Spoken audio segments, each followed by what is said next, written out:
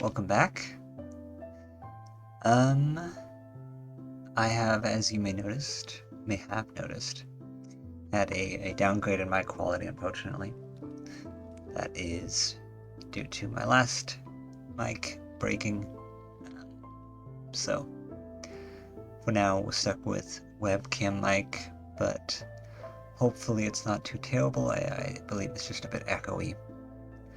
But regardless, we are new to read nonetheless. And today we have Toni Morrison's Recitatifl, or something like that. I don't know how that's pronounced exactly.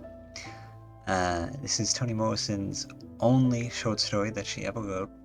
Maybe has written. Perhaps she's still alive. I don't know, honestly. Published in 1983.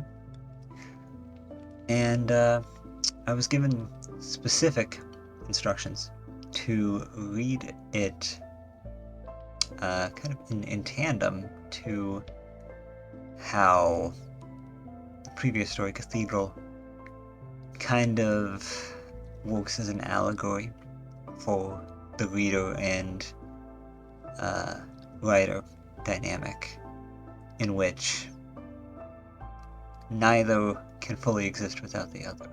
If you want that in gamer terms, it's kind of like how Stanley and the narrator work in the Stanley Parable.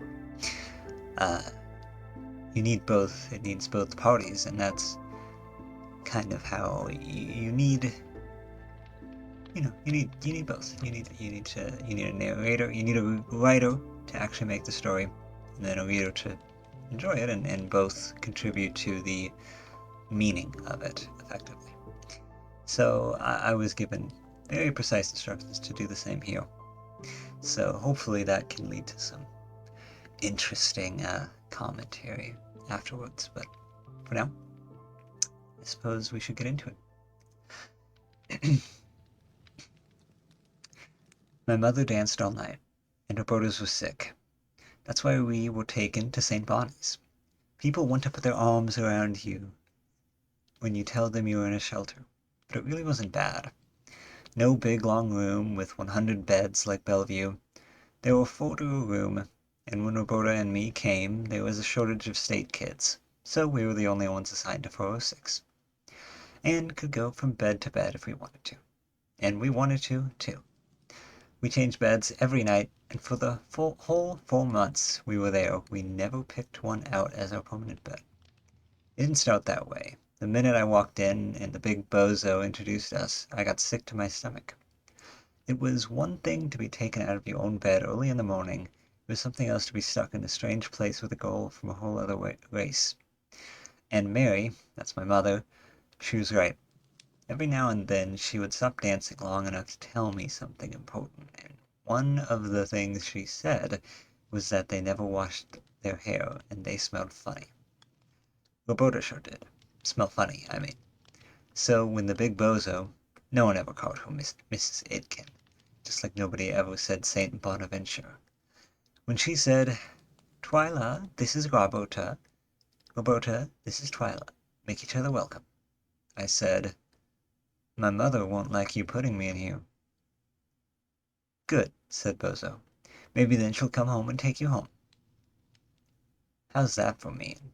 If Roberta had laughed, I would have killed her, but she didn't. She just walked over to the window and stood with her back to us. "Turn around," said the Bozo. "Don't be rude. Now, Twyla. Roberta, when you hear a loud buzzer, that's the call for dinner. Come down to the first floor. Any fights and no movie." And then, just to make sure we all knew what we would be missing, The Wizard of Oz. Roberta must have thought I meant that my mother would be mad about my being put in a shelter, not about rooming with her, because as soon as Bozo left, she came over to me and said, "Is your mother sick too?" "No," I said. "She just likes to dance all night." "Oh," she nodded her head, and I liked the way she understood things so fast. So for the moment, it didn't matter what we looked like, that we looked like Salt and Pepper standing there, and that's what the other kids called us sometimes. We were 8 years old and got F's all the time. Me, because I couldn't remember what I read or what the teacher said, and Roberta because she couldn't read at all and didn't even listen to the teacher. She wasn't good at anything except jacks, at which she was a killer. Pow, scoop, pow, scoop, pow, scoop. We didn't like each other all that much at first, but nobody else wanted to play with us because we weren't real orphans with beautiful dead parents in the sky. We were dumped. Even the New York City Puerto Ricans and the upstate Indians ignored us. All kinds of kids were in there. Black ones, white ones, even 2 Koreans. The food was good though, at least I thought so. Roberta hated it and left whole pieces of things on her plate. Spam, Salisbury steak, even jello with fruit cocktail in it. And she didn't care if I ate what she wouldn't. Mary's idea of supper was popcorn and a can of Yoo-hoo. Hot mashed potatoes and 2 weenies was like Thanksgiving for me. It really wasn't bad, St. Bonnie's. The big girls on the second floor pushed us around now and then, but that was all. They wore lipstick and eyebrow pencil and wobbled their knees while they watched TV. 15, 16, even some of them were. They were put-out girls. Scared runaways, most of them. Poor little girls who fought their uncles oft, but looked tough to us and mean. God, did they look mean. Staff tried to keep them separate from the younger children, but sometimes they caught us watching them in the orchard where they played radios and danced with each other. They'd light out after us and pull our hair and twist our arms. We were scared of them, Roberta and me, but neither of us wanted the other to know. So we got a good list of dirty names we could shout back when we ran from them through the orchard. I used to dream a lot about almost always the orchard was there. 2 acres full, maybe, these little apple trees. Hundreds of them, empty and crooked like beggar women when I first came to St. Bonnie's, but fat with flowers when I left. I don't know why I dreamt about that orchard so much. Nothing really happened there. Nothing all that important, I mean. Just the big girls dancing and playing the radio. Roberta and me watching. Maggie fell down there once. The kitchen woman with legs like parentheses. And the big girls laughed at her. We should have helped her up, I know, but we were scared of those girls with lipstick and eyebrow pencil. Maggie couldn't talk. The kid said she had her tongue cut out, but I think she was just born that way, mute. She was old and sandy-colored, and she worked in the kitchen. I don't know if she was nice or not. I just remember her legs like parentheses and how she walked when she walked.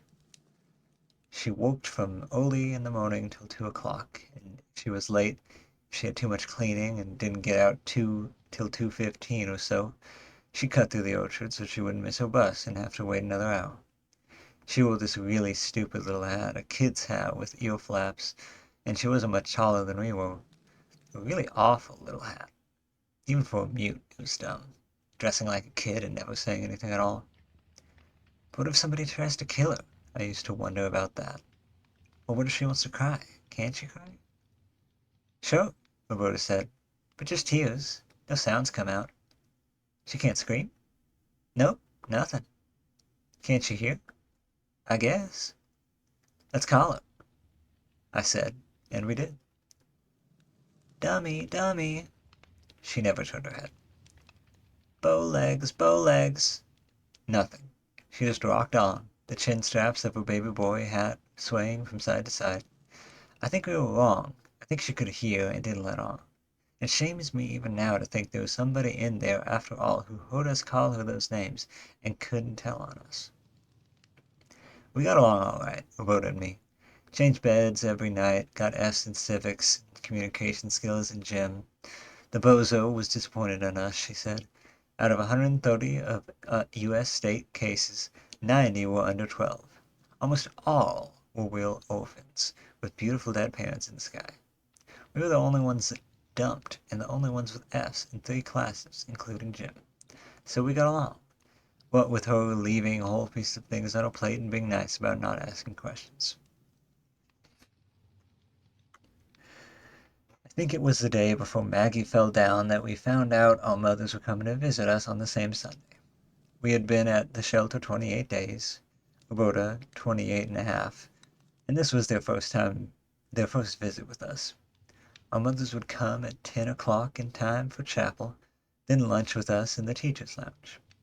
I thought if my dancing mother met her sick mother, it might be good for her, and Roberta thought her sick mother would get a big bang out of a dancing one.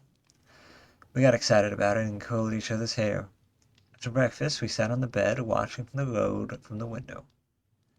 Roberta's socks were still wet. She washed them the night before and put them on the radiator to dry. They hadn't, but she put them on anyway because their tops were so pretty, scalloped and pink. Each of us had a purple construction paper basket that we had made in craft class. Mine had a yellow crayon rabbit in it. Roberta's had eggs with wiggly lines of color.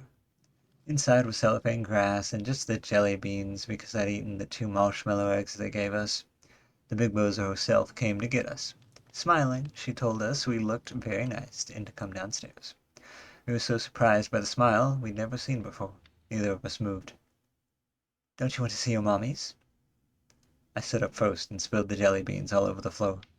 Bozo's smile disappeared while we scrambled to get the candy up off the floor and put it back in the grass. She escorted us downstairs to the first floor, where the other girls were lined up to file into the chapel. A bunch of grown-ups stood to one side, viewers mostly, the old biddies who wanted servants and the fags who wanted company looking for children they might want to adopt. Once in a while, a grandmother, almost never anybody young or anybody whose face wouldn't scare you in the night. Because if any of the real orphans had young relatives, they wouldn't be real orphans. I saw Mary right away. She had on those green slacks. I hated. I hate it even more now because didn't she know we were going to chapel? And that faux jacket with the pocket lining, so ripped she had to pull it to get her hands out of them. But her face was pretty, like always, and she smiled and waved like she was the little girl looking for her mother, not me. I walked slowly, trying not to drop the jelly beans and hoping the paper handle would hold. I had to use my last chiclet because by the time I finished cutting everything out, all the elbows was gone. I am left-handed and the scissors never worked for me. It didn't matter though. I might just as well have chewed the gum. Mary dropped to her knees and grabbed me, mashing the basket, the jelly beans, and the grass into her ratty fur jacket. Twyla, baby, Twyla, baby. I could have killed her. Already, I heard the big girls in the orchard the next time saying, Twyla, baby. But I couldn't stay mad at Mary, while she was smiling and hugging me and smelling of Lady Esther's dusting powder. I wanted to stay buried in her fur all day. To tell the truth, I forgot about Roberta. Mary and I got in line for the traipse into chapel, and I was feeling proud because she looked so beautiful even in those ugly green slacks that made her behind stick out. A pretty mother on earth is better than a beautiful dead one in the sky, even if she did leave you all alone to go dancing. I felt a tap on my shoulder, turned and saw Roberta smiling. I smiled back, but not too much, lest somebody think this visit was the biggest thing that ever happened in my life. Then Roberta said, Mother, I want you to meet my roommate, Twyla, and that's Twyla's mother. I looked up, it seemed for miles. She was big, bigger than any man, and on her chest was the biggest cross I'd ever seen. I swear it was 6 inches long each way, and in the crook of her arm was the biggest Bible ever made. Mary, simple-minded as ever, grinned and tried to yank her hand out of the pocket with the raggedy lining to shake hands. I guess Roberta's mother looked down at me and then looked down at Mary, too. She didn't say anything, just grabbed Roberta with her Bible-free hand and stepped out of line, walking quickly to the rear of it. Mary was still grinning because she's not too swift when it comes to what's really going on. Then this light bulb goes off in her head and she says, That bitch, really loud, and us almost in the chapel now. Organ music whining, the bonny angels singing sweetly. Everybody in the world turned around to look, and Mary would have kept it up, kept calling names if I hadn't squeezed her hand as hard as I could. I helped a little, but she still twitched and crossed and uncrossed her legs all through service, even groaned a couple times. Why did I think she would come there and act right? Slacks. No hat like the grandmothers and viewers and groaning all the while. When we stood for him, she kept her mouth shut. Wouldn't even look at the words on the page. She actually reached in her purse for a mirror to check her lipstick. All I could think of was that she really needed to be killed. The sermon lasted a year, and I knew real orphans were looking smug again. We were supposed to have lunch in the teacher's lounge, but Mary didn't bring anything, so we picked fur and cellophane grass off the mashed jelly beans and ate them. I could have killed her. I sneaked a look at Roberta. Her mother had brought chicken legs and ham sandwiches and oranges. and a whole box of chocolate-covered grams. Roberta drank milk from a thermos while her mother read the Bible to her. Things are not right. The wrong food is always with the wrong people. Maybe that's why I got into Courageous Work later, to match up the right people with the right food. Roberta just let those chicken legs sit there, but she did bring a stack of grams up to me later when the visit was over. I think she was sorry that her mother would not shake my mother's hand. And I liked that, and I liked the fact that she didn't say a word about Mary groaning all the way through service and not bringing any lunch. Roberta left in May when the apple trees were heavy and white. On her last day, we went to the orchard to watch the big glow of smoke and dance by the radio. It didn't matter that they said, "Twyla, baby." We sat on the ground and breathed, "Lady Esther, apple blossoms." I still go soft when I smell one or the other. Roberta was going home. The big cross and the big Bible was coming to get her, and she seemed sort of glad and sort of not. I thought I would die in that room of 4 beds without her, and I knew Bozo had plans to move some other dumped kid in there with me. Roberta promised to write every day, which was really sweet of her because she couldn't read a lick, so how could she write anybody? I would have drawn pictures and sent them to her, but she never gave me her address. Little by little she faded. Her wet socks with the pink scallop tops, and her big serious-looking eyes. That's all I could catch when I tried to bring her to mind. I was working behind the counter at Howard Johnson's on the thruway just before the Kingston exit. Not a bad job, kind of a long ride from Newburgh, but okay once I got there. Mine was the second night shift, 11 to 7. Very light until a Greyhound checked in for breakfast around 6:30. At that hour the sun was all the way clear of the hills behind the restaurant. The place looked better at night, more like shelter, but I loved it when the sun broke in. Even if it did show the cracks in the vinyl, and the speckled floor looked dirty no matter what the mop boy did. It was August, and a bus crowd was just unloading. They would stand around a long while, going to the John and looking at gifts and junk for sale machines, reluctant to sit down so soon. Even to eat, I was trying to fill the coffee pots and get them all situated on the electric burners when I saw her. She was sitting in a booth, smoking a cigarette with 2 guys smothered in her head and facial hair. Her own hair so big and wild I could hardly see her face. But the eyes, I'd know them anywhere. She had on a powder blue halter and shorts outfit, and earrings the size of bracelets. Talk about lipstick and eyebrow pencil. She made the biggos look like nuns.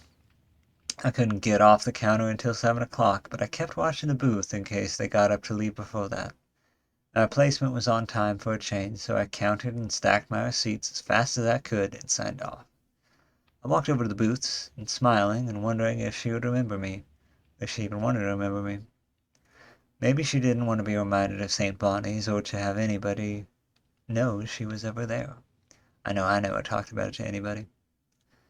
I put my hands in my apron pockets and leaned against the back of the booth facing them. "Roberta? Roberta Fisk." She looked up. "Yeah?" "Twyla."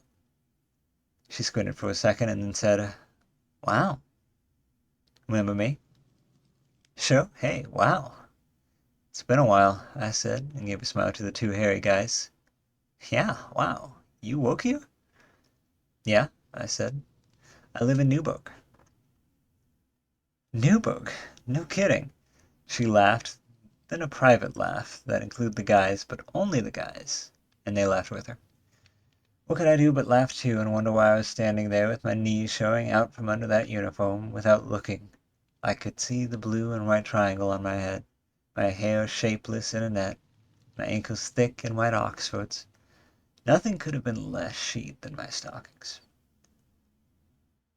Less sheer, than my stockings. There was this silence that came down right after I laughed. A silence it was her turn to fill up. With introductions, maybe to her boyfriends, or an invitation to sit down and have a Coke.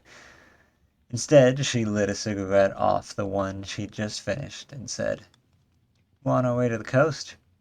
He got an appointment with Hendricks." She gestured casually toward the boy next to her. "Hendricks? Fantastic," I said. "Really fantastic.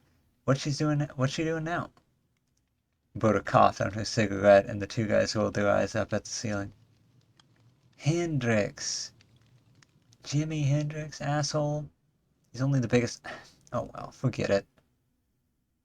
I was dismissed without anyone saying goodbye, so I thought I would do it for her. How's your mother? I asked. Her grin cracked her whole face. She swallowed. Fine, she said. How's yours? Pretty as a picture, I said, and turned away. The backs of my knees were damp. Howard Johnson's really was a dump in the sunlight. James is as comfortable as a house slipper. He liked my cooking, and I liked his big, loud family. They have lived in Newburgh all of their lives and talk about it the way people do who have always known a home.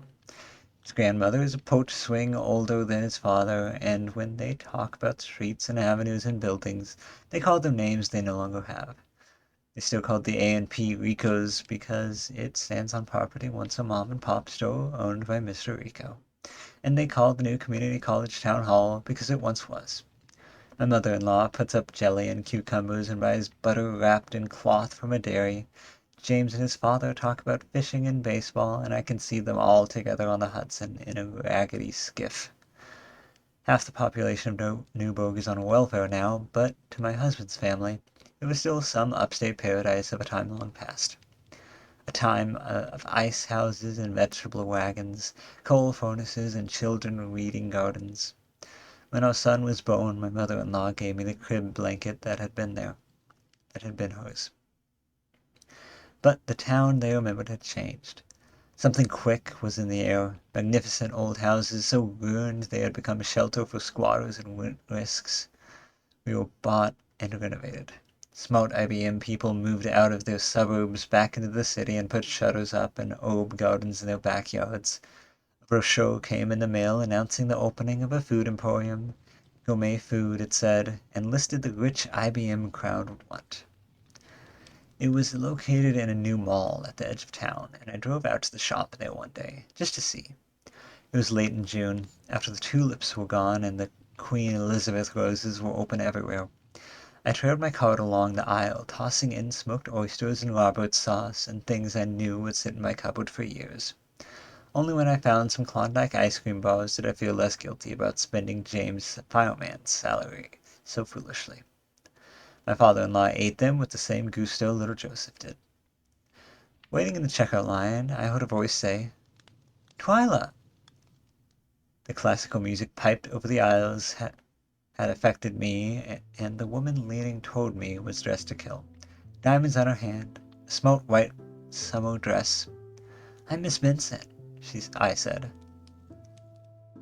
"Ho ho, the big bozo," she sang. For a split second, I didn't know what she was talking about. She had a bunch of asparagus and 2 cartons of fancy water. "Roberta!" "Right? For heaven's sake, Roberta." "You look great," she said. "So do you. Where are you? Here? In Newburgh?" "Yes, over in Annandale." I was opening my mouth to say more when the cashier called at my attention to her empty counter. "Meet you outside." Roberta pointed her finger and went into the express line. I placed the groceries and kept myself from glancing around to check over his progress. I remembered Howard Johnson's and looking for a chance to speak, only to be greeted with a stingy, "Wow." But she was waiting for me, and her huge hair was sleek now, smooth around a small, nicely shaped head. Shoes, dress, everything lovely and summery and rich. I was dying to know what happened to her, how she got from Jimi Hendrix to Annandale, a neighborhood so full of doctors and IBM executives. Easy, I thought. Everything is so easy for them. They think they own the world. "How long?" I asked her. "How long have you been here?" "A year. I got married to a man who lives here. And you're married too, right?" "Vincent, you said?" "Yeah, James Vincent." "And is he nice?" "Oh, is he nice?" "Well, is he?" Roberta's eyes were steady, as though she really meant the question and wanted an answer. "He's wonderful, Roberta. Wonderful." "So you're happy?" "Very." "That's good," she said, and nodded her head. "I always hoped you'd be happy. Any kids? I know you have kids." "One. A boy. How about you?" Oh, 4. She laughed. Stepkids. He's a widower. Oh, got a minute? Let's have a coffee. I thought about letting the Klondikes. I thought about the Klondikes melting and the inconvenience of going all the way to my car and putting bags in the trunk. Served me right for buying all that stuff I didn't need. My brother was ahead of me. Put them in my car. It's right here. And then I saw the dark blue limousine. You made a Chinaman? No, she laughed. He's the driver. Oh my, if the big bozo could see you now. We both giggled.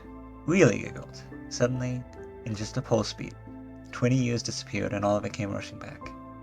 The big girls, whom we'd called gargoyles. Roberta's misheard word for the evil stone faces described in a civics class. There, dancing in the orchard, the ploppy mashed potatoes, the double weenies, the spam with pineapple. We went into the coffee shop, holding on to one another, and I tried to think why we were glad to see each other this time and not before. Once, 12 years ago, we passed like strangers. A black girl and a white girl meeting in a Howard Johnson's on the road and having nothing to say. One in a blue and white triangle waitress hat, the other on her way to see Hendrix. Now we were behaving like sisters, separated for much too long. Those 4 short months were nothing in time.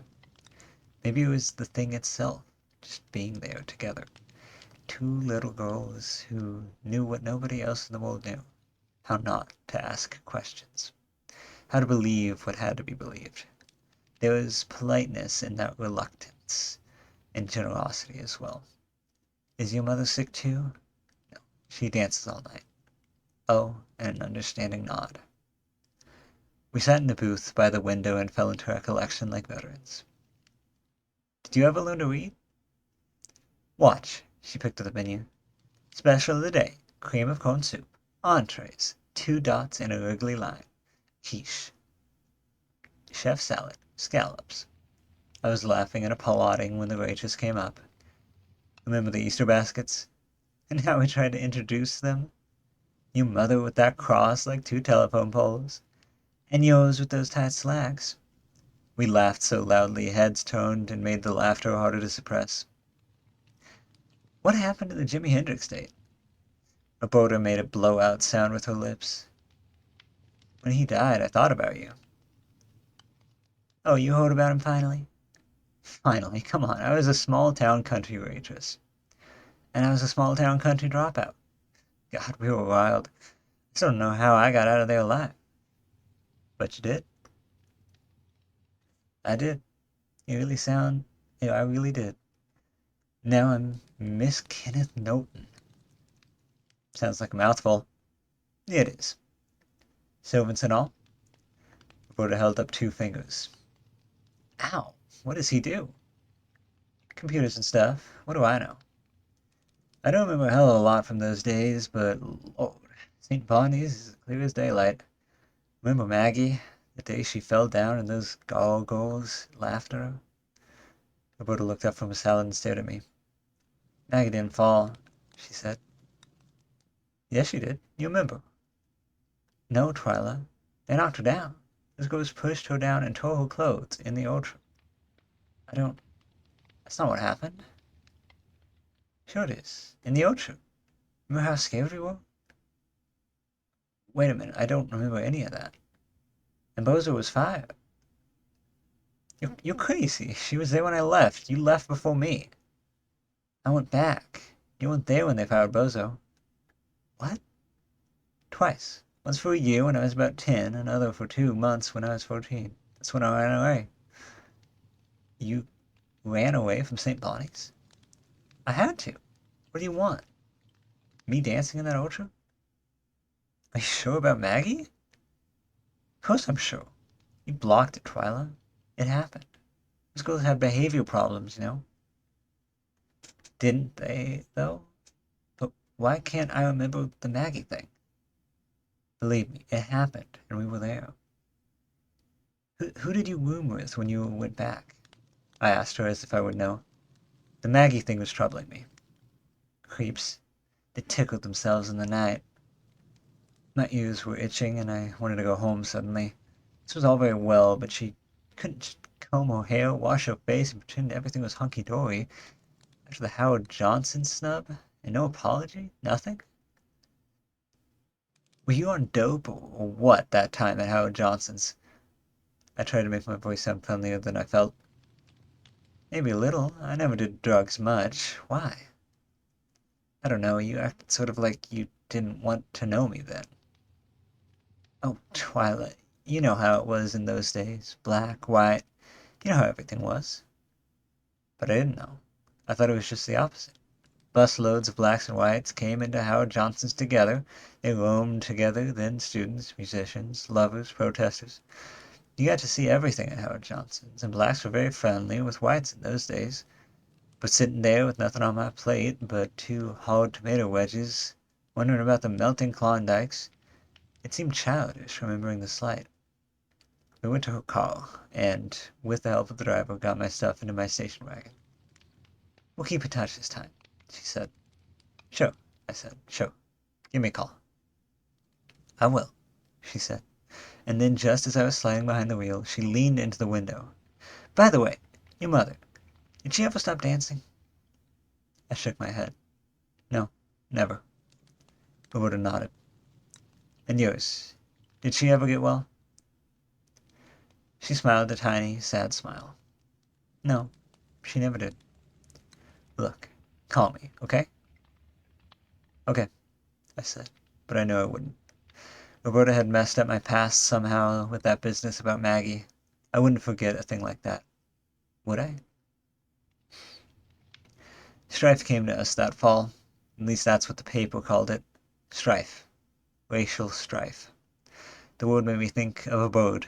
A big shrieking bird out of 1 billion BC, flapping its wings and cawing, its eyes with no lid always bearing down on you.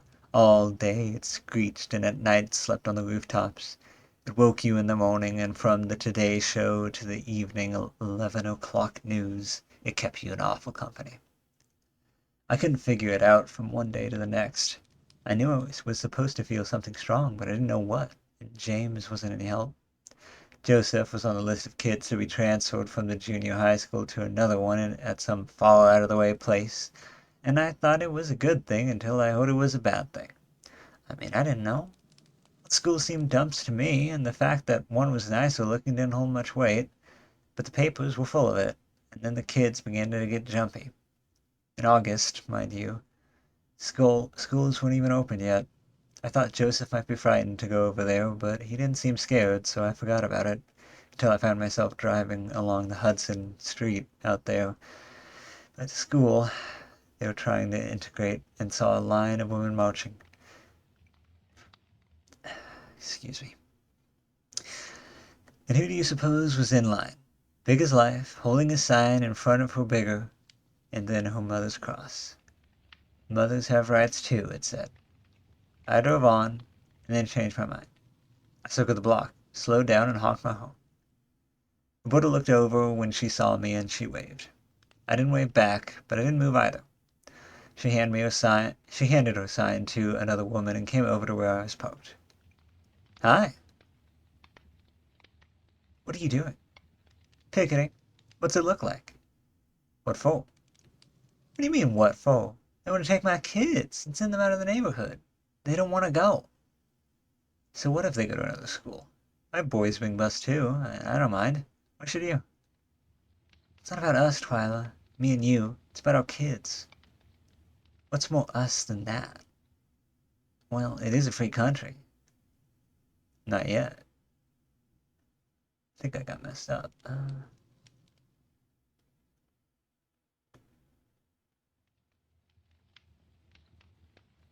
Sorry. Not yet, but it will be. What the hell does that mean? I'm not doing anything to you. You really think that?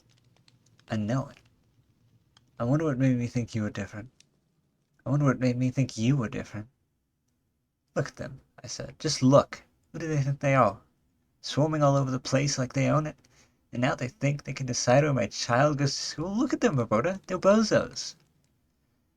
Roberta turned around and looked at the women. Almost all of them were standing still now, waiting. Some were even edging toward us. Roberta looked at me out of some refrigerator behind her eyes. No, they're not. They're just mothers. And what am I, Swiss cheese? I used to call your hair. I hated your hands in my hair. The women were moving. Our faces looked mean to them, of course, and they looked as though they could not wait to throw themselves in front of a police car, or better yet, into my car and drag me away by my ankles. Now they surrounded my car and gently, gently began to rock it. I swayed back and forth like a sideways yo-yo. Automatically, I reached for Roberta, like the old days in the orchard when they saw us watching and we had to get out of there. And if one of us fell, the other pulled her up, and if one of us was caught, the other stayed to kick and scratch, and neither would leave the other behind. My arm shot out of the car window, but no receiving hand was there. Roberta was looking at me sway from side to side in the car, and her face was still. My purse slid from the car seat under the dashboard. The 4 policemen who had been drinking tab in their car finally got the message and strolled over, forcing their way through the women. Quietly and firmly they spoke. "Okay, ladies, back in line or off the streets." Some of them went away willingly. Others had to be urged away from the car doors and the hood. Roberta didn't move. She was looking steadily at me. I was fumbling to turn on the ignition, which wouldn't catch because the gear shift was still in drive. The seats of the car were a mess because the swaying had thrown my grocery coupons all over it, and my purse was sprawled on the floor. Maybe I am different now, Twyla, but you're not. You're the same little state kid who kicked out a poor old black lady when she was down on the ground. You kicked a black lady, and you have the nerve to call me a bigot. The coupons were everywhere, and the guts of my purse were bunched under the dashboard. What was she saying? Black? Maggie was black? She wasn't black, I said. Like how she wasn't. You kicked her. We both did. You kicked a black lady who couldn't even scream. Liar. You're the liar. Why don't you just go on home and leave us alone, huh? She turned away, and I skidded away from the curb. The next morning I went to the garage and cut the side out of the carton our portable TV had come in. It wasn't nearly big enough, but after a while, I had a decent sign. Red spray-painted letters on a white background. And so do children. I meant just to go down to the school and tack it up somewhere so those cows on the picket line across the street could see it. But when I got there, some 10 or so others had already assembled, protesting the cows across the street. Police permits and everything. I got in line, and we strutted in time on our side, while Roberta's group strutted on theirs. That first day, we were all dignified, pretending the other side didn't exist. The second day, there was name-calling and finger gestures. But that was about all. People changed signs from time to time, but Roberta never did, and neither did I. Actually, my sign didn't make sense without Roberta's. And so children do what? One of the women on my side asked me. Have rights, I said, as though it was obvious. Roberta didn't acknowledge my presence in any way, and I got to thinking maybe she didn't know I was there. I began to pace myself in line, jostling people one minute and lagging behind the next, so Roberta and I could reach the end of our respective lines at the same time, and there would be a moment in our turn where we would face each other. Still, I couldn't tell whether she saw me and knew my sign was for her. The next day I went early before we were exposed to a symbol. We were scheduled to assemble, sorry. I waited until she got there before I exposed my new creation. As soon as she hoisted her mother's half-rights too, I began to wave my new one. How would you know? I know she saw that one, but I had gotten addicted now. My signs got crazier each day, and the women on my side decided that I was a kook. They couldn't make heads or tails out of my brilliant screaming posters. I bought a painted sign, queenly red, in huge black letters that said, "Is your mother well?" Roberta took a lunch break and didn't come back for the rest of the day or any day after. 2 days later I stopped going too, and couldn't have been missed because nobody understood my signs anyway. It was a nasty 6 weeks. Classes were suspended and Joseph didn't go to anybody's school until October. The children, everybody's children, soon got bored with that extended vacation. They thought that was going to be so great.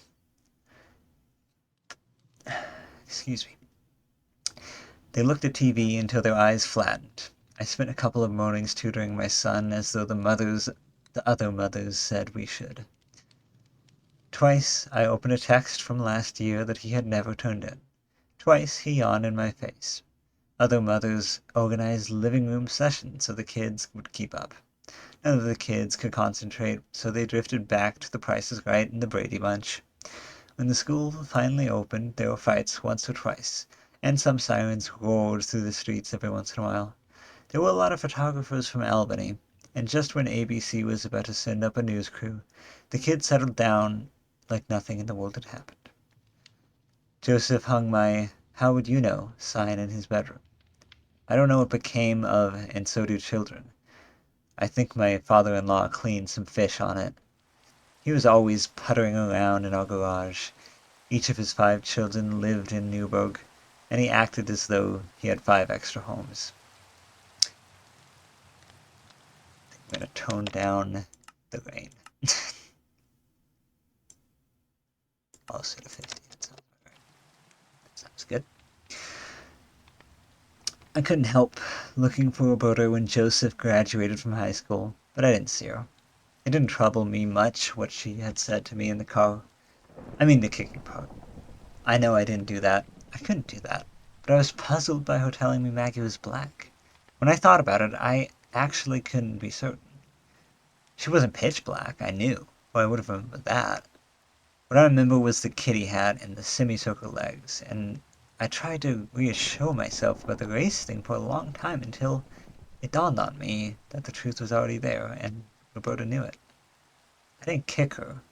I didn't join in with the gargoyles and kick that lady, but I sure did want to. We watched and never tried to help her and never called for help. Maggie was my dancing mother. Deaf, I thought, and dumb. Nobody inside. Nobody who would hear you if you cried in the night. Nobody who could tell you anything important that you could use. Rocking, dancing, swaying as she walked. And when the gargoyles pushed her down and started roughhousing, I knew she wouldn't scream. Couldn't. Just like me. And I was glad about that. We decided not to have a tree because Christmas would be at my mother-in-law's house, so I have a tree at both places. Joseph was at SUNY, I guess SUNY, New Paltz. And we had to economize, we said. But at last minute, I changed my mind. I didn't think it'd be that bad. So I rushed around town looking for a tree, something small but wide. By the time I found a place, it was snowing and very late. I dawdled like it was the most important purchase in the world, and the tree man was fed up with me. Finally, I chose one and had it tied onto the trunk of the car. I drove away slowly because the sand trucks were not out yet, and the streets could be motor at the beginning of a snowfall. Downtown, the streets are wide and rather empty except for a cluster of people coming out of the Newburgh Hotel. The one hotel in town that wasn't built out of cardboard and plexiglass. A party, probably. The men huddled in the snow were dressed in tails, and the women had on furs. Shiny things glittered from underneath their coats. It made me tired to look at them. Tired. On the next corner was a small diner with loops and loops of paper bells in the window. I stopped the car and went in, just for a cup of coffee and 20 minutes of peace before I went home, and tried to finish everything before Christmas Eve. Twyla? There she was, in a silvery evening gown and dark fur coat. A man and another woman were with her, the man fumbling for change to put in the cigarette machine. The woman was humming and tapping on the counter with her fingernails. They all looked a bit drunk. Well, it's you. How are you? I shrugged. Pretty good. Frazzled. Christmas and all. Regular, called the woman from the counter. Fine. Wait for me in the car, Roberta called. She slipped into the booth beside me. I have to tell you something. Twyla, I made up my mind. If I ever saw you again, I'd tell you. I'd just as soon not hear anything about her. It doesn't matter now, anyway. No, she said, not about that.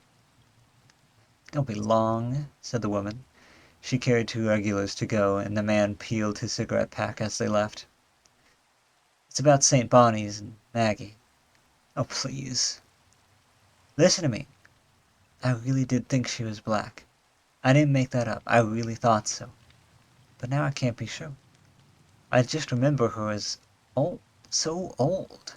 And because she couldn't talk, well, I thought she was crazy.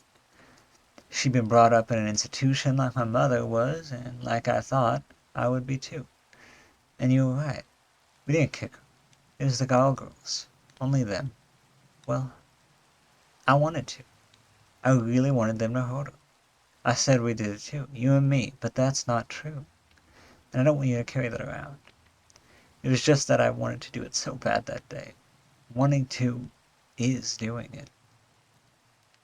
Her eyes were watery from the drink she'd had, I guess. I know it's that way with me. 1 glass of wine and I start bawling over the littlest things. We were kids, Roberta. Yeah, I know. Just kids. 8. 8. And lonely. Scared, too. She wiped her cheeks with the heel of her hand and smiled. Well, that's all I wanted to say. I nodded, and I couldn't think of any way to fill the silence that went from the dino past the paper bells on out into the snow. It was heavy now, I thought. I'd better wait for the sand trucks before starting home. Thanks, Roberta. Sure. Did I tell you? My mother, she never did stop dancing. Yes, you told me. And mine, she never got well. Roberta lifted her hands from her tabletop and covered her face with her palms. When she took them away, she really was crying. Oh, shit, Twyla. Shit. What the hell happened to Maggie?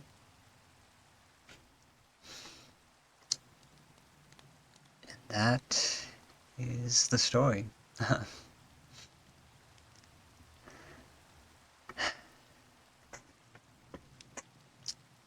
Not a... It is complicated. It is complicated.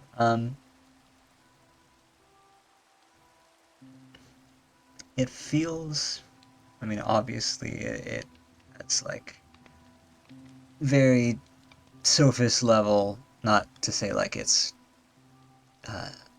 not meaningful, but I just mean it's fairly obvious that it has touches on race within the 20th century primarily, because the 21st century hadn't happened yet. And the relations between them.